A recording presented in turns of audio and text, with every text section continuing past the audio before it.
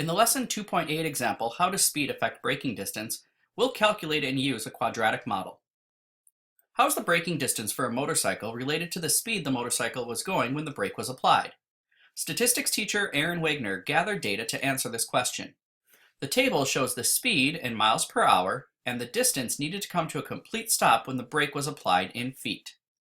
We're going to do three things in this example. First, we'll calculate a quadratic model for these data using speed as the explanatory variable. Then we'll sketch the scatter plot along with the quadratic model. And finally, we'll calculate and interpret the residual for the last observation in the table. To find the quadratic model, we'll use the applet on our book companion site.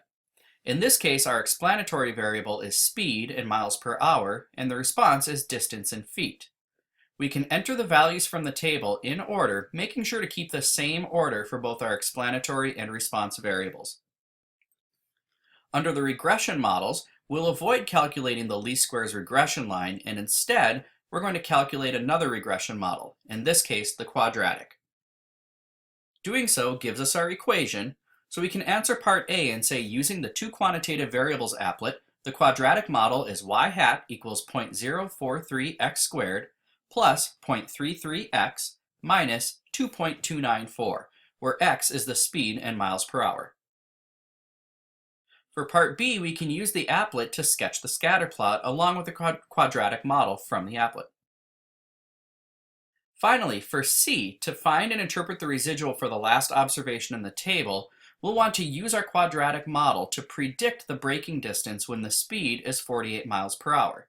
To do this, we'll substitute 48 in for the x value in our quadratic model. Calculating it out, we get a predicted value y hat of 102.6 feet.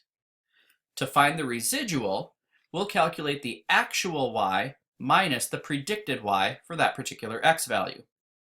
In this case, the actual braking distance for a speed of 48 miles per hour was 110.33 feet. 110.33 minus our predicted value of 102.6 feet gives us negative 2.27 feet.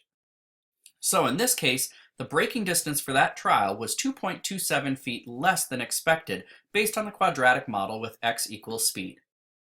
For some additional practice calculating and using a quadratic model, try exercise 1.